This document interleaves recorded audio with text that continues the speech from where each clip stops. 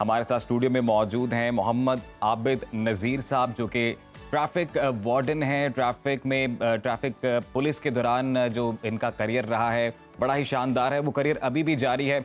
वैसे तो हमने हिना बहुत सारे ट्रैफिक वार्डन देखे हैं, जब भी हम ट्रैवल करते हैं, रोड्स पे आते जाते हैं, तो हमने यूजुअली ट्रैफिक वार्डन देखे हैं, लेकिन पीएचडी ट्रैफिक वार्डन पहली दफा। और अजीम सिर्फ पीएचडी ही नहीं, बल्कि इन्होंने दौरान मुलाजमत पीएचडी की तो डिग्री हासिल की। इसके साथ साथ 2006 में बतौर ट्रैफिक वार्डन ये जब भर्ती हुए, इसके अलावा 2023 में इन्होंने अभी इंटरनेशनल रिलेशंस में पीएचडी की। और हम इनसे पूछ रहे थे इतना मुश्किल सब्जेक्ट है, कैसे ये सब आपने किया। इसके अलावा 2009 में इन्होंने एमएस क्रिमिनोलॉजी भी किया। एलएलबी है, पीस एंड कॉन्फ्लिक्ट में एमफिल की डिग्री भी हासिल कर चुके हैं। बिल्कुल, हम बात कर रहे हैं दौरान मुलाजमत पीएचडी करने वाले traffic warden doctor Abid Nazir की। Thank you so much for joining us in Suno Pakistan. Doctor साहब, बहुत बहुत मुबारक हो। डिग्री आपने जो है ना ये पीएचडी की भी ले ली है, क्या कमाल। मतलब आप अपनी जॉब पर भी होते हैं, साथ साथ आपने डिग्रीज भी ले ली, कैसे ये सब पॉसिबल हुआ? थैंक यू सो मच जी, आपने जो इज्जत अफजाई की। और देखिए जी, बात ये है कि जब आप का एक माइंड होता है ना कि मैंने कुछ बनना है, तो आपके लिए कुछ मुश्किलात नहीं रहती। तो मैंने भी ऐसे ही किया। मैं एक एवरेज जो एक स्टूडेंट था, और एवरेज जो मेरी लाइफ थी, जैसे हमारे हर पाकिस्तानी किया है, जैसे वही इकोनॉमिक हमारे प्रॉब्लम होते हैं और सोशल हमारे प्रॉब्लम होते हैं। 2006 में मैंने as a traffic warden sub inspector join किया मैंने। और उसके बाद मैंने कि अपना जो ना वो तलीमी जो मेरा मोटिव था वो मैं उसको जारी रखा। मैंने इस दौरान CSS की कुछ मतलब अटेम्प्ट्स दी, लेकिन मैं कामयाब तो ना हो सका। अच्छा, तीनों अटेम्प्ट्स दी आपने? जी, तीनों अटेम्प्ट्स दी। उस वक्त मेरा एक्सपोजर इतना नहीं था, और डेफिनेटली मैं एक बड़ा से गाइड करने वाला भी शायद नहीं था। उसके बाद जी मैंने अपना डिग्री को इम्प्रूव करना किया। MSc criminology and security study की, LLB किया मैंने। और उसके बाद मैंने एमफिल किया पीस एंड NDU से भी तो आपने किया, वो भी बता रहे थे, उस एक्सपीरियंस के बारे में भी बताइए जी। NDU इस्लामाबाद से मैंने MPhil peace and conflict study में इसको कंप्लीट किया, और PhD इंटरनेशनल रिलेशन में की। ये तमाम डिग्रीज जो है ना जी मैंने रेगुलर की, और मेरी जॉब डिस्टर्ब नहीं हुई, जॉब भी मेरी रही। और मैंने इसको जो है ना वो भी मतलब मेरी आपको डिपार्टमेंटल हेल्प मिली इस दौरान के, जब आप बता रहे हैं कि आपने इतनी डिग्रीज कर रहे हैं, फिर क्योंकि बड़ी टफ जॉब है जो हम देखते हैं। ये बताएं जरा, मतलब किस तरह आपने मैनेज किया? कितने घंटे मैंने जैसे किया कि डेफिनेटली जो मेरी अर्निंग थी, तो सब काम थे मेरे साथ इसके। मैंने सर एक प्लान किया कि ड्यूटी आर भी डिस्टर्ब ना हो और मेरी तालीम भी जारी रहे। तो उसके लिए मैंने हमारे यहाँ शिफ्ट सिस्टम होता है, तो एक ऐसा कोई रूल नहीं था, ऐसी SOP नहीं थी, कोई ऐसा कोई कानून नहीं था। तो मैंने अपने चीफ ट्रैफिक ऑफिसर से मैंने रिक्वेस्ट की, और CCP साहब से मैंने रिक्वेस्ट की कि मुझे ऐसा कोई मैं एक दिन में 2 शिफ्टें कर सकता हूँ, यानी कि 17 घंटे 16 घंटे में खड़ा हो सकता हूँ। वाह। तो बड़ा मुझे याद है आज की वो बड़ा अनसे कहते यार लोगों से एक शिफ्ट होती नहीं है, आप 2 कैसे 2 शिफ्ट कर रहे हैं आप? तो मैंने कहा सर मैं करके दिखाऊंगा, और अगर आप इस दौरान कोई मैं ना कर सका तो डेफिनेटली मैं आप मुझे बैक कर दीजिएगा।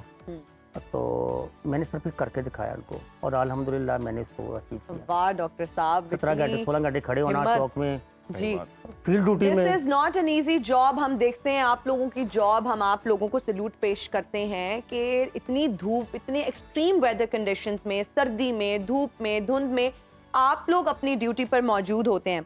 अच्छा डॉक्टर साहब, माशाल्लाह से आपने इतनी तालीम हासिल की, लेकिन उसके बावजूद भी आपकी तरक्की नहीं हुई, क्या वजह है?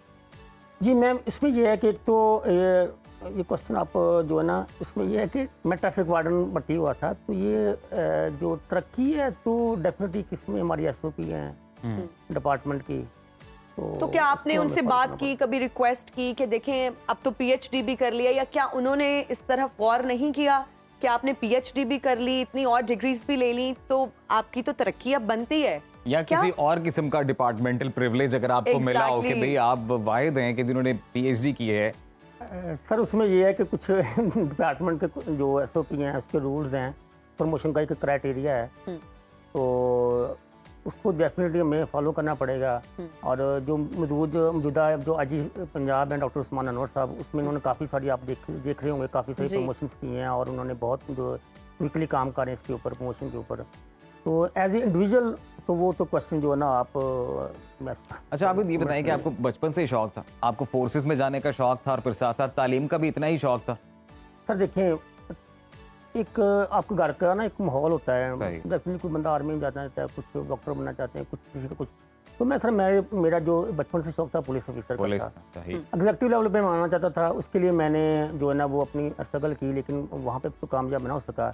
लेकिन मैंने इसको जो है ना वो मतलब इसी प्रोफेशन को अगर लोअर रैंक पे भी है ना, मैं सब इंस्पेक्टर रैंक पे भी, तो उसको भी मैंने अपने लिए नहीं, आपने बड़ी ज़बरदस्त एग्जाम्पल सेट किया और यकीनन जो आपके साथी हैं और जो बाकी बल्कि फोर्सेस में पुलिस अफसरान हैं, जो और जवान हैं, वो भी मोटिवेट होंगे आपके इस देख के, इस आज़म को कि जी आपने पढ़ाई का जो शौक है, जो सिलसिला है, वो उसी तरह जारी रखा है। तो अब ये बताएं कि अब अपने आप को आप कहाँ देखते हैं? जो एक बड़ा ही बेसिक सवाल हमसे भी पूछा जाता है, हर इंटरव्यू के दौरान ये पूछा जाता है कि जी 5 साल में अब अपने आप को कहाँ देखते हैं? सर देखें, 5 साल इतने मेरी नज़र तो दूर की नहीं है। तो उसमें सर ये है कि डेफिनेटली मैं एक अपॉर्चुनिटी को सीकिंग अपॉर्चुनिटी, उसके लिए जो मेरा डिपार्टमेंट भी मेरा उसमें मेरी जारी है, और कोई अदर जो मेरे पास कोई अपॉर्चुनिटी होगी डेफिनेटली उसको भी मैं कंसिडर करूंगा। अच्छा डॉक्टर साहब, अगर हम बात करें फ्यूचर प्लान्स की, तो क्या कुछ और करने का भी इरादा आप रखते हैं? कोई और मजीद डिग्रीज हैं जो आपने लेनी है, और क्या अभी इसी फील्ड में ही रहेंगे या आप जॉब स्विच करने का भी सोचते हैं कि किसी और डिपार्टमेंट में, या व्हाई नॉट टीचिंग की अगर मैं बात करूं, क्योंकि आपने तो PhD कर लिया है, तो कभी ये ख्याल आता कि कहीं जाके प्रोफेसर के लिए अप्लाई कर दूं, किसी यूनिवर्सिटी में जाके बच्चों को पढ़ाऊं?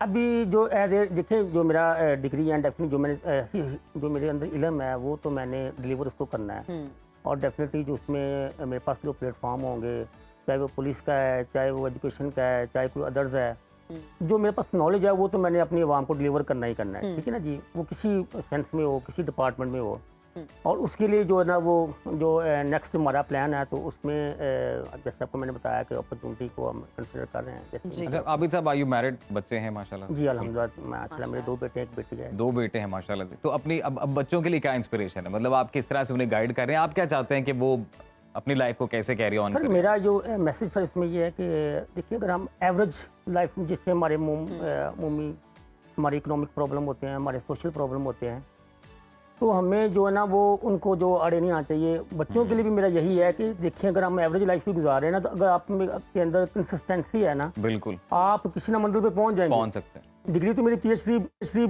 बहुत देर पहले हो जानी चाहिए थी, लेकिन देखिए जो हमारे पास, हमारे आपको मैंने बताया कि जो हमारे इश्यूज हैं उसको हमने भी देखना होता है, फैमिली मैटर्स को भी देखना होता है, घर को भी देखना होता है, जॉब को भी देखना होता है। लेकिन अगर आपने कुछ करने का जज्बा है, थोड़ा सा लेट जरूर हो जाएगा, आप किसी न किसी मंजिल पे and it's never too late. We personally believe कि किसी चीज के लिए आप ये मत सोचें कि this is not the right age. It's never too late. अगर आप कोई डिग्री हासिल करना चाहते हैं, कोई डिप्लोमा करना चाहते हैं, कुछ सीखना चाहते हैं। अच्छा डॉक्टर साहब, अब ये भी बताइए कि फिर मैनेज किस तरह से करते थे, अगर वक्त की बात करें, जो स्टूडेंट्स आपको इस वक्त देख रहे हैं, या जो लोग अभी किसी और फील्ड में हैं, या कोई PhD की डिग्री हासिल करना चाहते हैं, तो और स्पेशली वो लोग कि जो काम के दौरान कुछ करना चाहते हैं। जो हमारे यहाँ देखें, जो 24 घंटे हैं वो अल्लाह ताला ने सबको दिए हुए हैं, ठीक है ना जी। हम उसको मैनेज नहीं कर पाते। 24 घंटे पढ़ लें, ड्यूटी भी कर लें, सोएं कब, खाएं कब? नहीं बता रहा। जब आपके अंदर, मुझे राइटर याद है, रेयान स्नो जो किया मेरिकल मॉर्निंग्स, उसमें कहता है जो आपका आउटर होता है ना, वो आपका इनर रिफ्लेक्ट कर रहा होता है, ठीक है ना जी।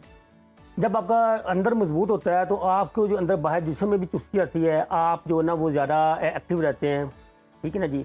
आप अपने अंदर इरादा करें तो ये 24 घंटे आप मैनेज कर लेंगे।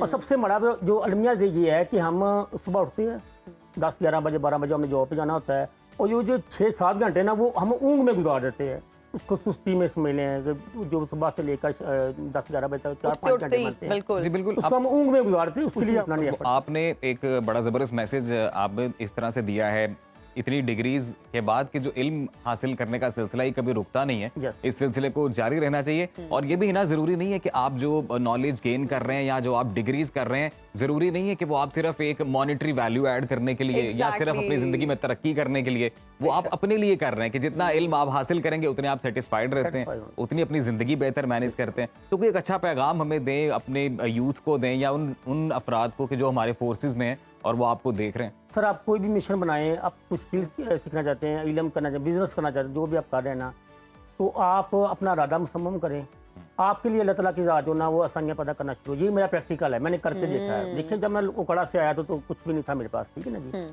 अब उसके लिए प्लेटफॉर्म भी मुझे मिला, मुझे तमाम सीपीओ साहबान ने, सीसीपी साहब ने और जी, बिल्कुल, और ये सर सपोर्ट होना बहुत और जरूरी ये है। उनके लिए पैगाम है जो मेरे स्पेशली पुलिस मेंबर बहुत मेरे हैं। अच्छा आपने पैगाम दिया और आपकी बात के साथ ही हम इस सेगमेंट को भी अब कंक्लूड करना चाहेंगे। और आज की हमारी अच्छी बात भी यही थी, डॉक्टर आबिद आप भी इसको जरूर सुने, कि हमारा आज जो हमने स्टार्ट किया वो ये था कि कोई भी काम जो है वो आसान होने से पहले मुश्किल होता है। बिल्कुल। और यही आज की हमारी अच्छी बात थी। और डॉक्टर आबिद नजीर को देखकर भी आप लोग यही, और पेशेंस, सब्र का दामन, पेशेंस, सब्र, जिस हिम्मत का और जिस मेहनत का इन्होंने मुजाहिरा किया, पीएचडी की डिग्री हासिल की, बहुत सारी डिग्रीज हासिल की, आप बहुत सारे लोगों के लिए इंस्पिरेशन है।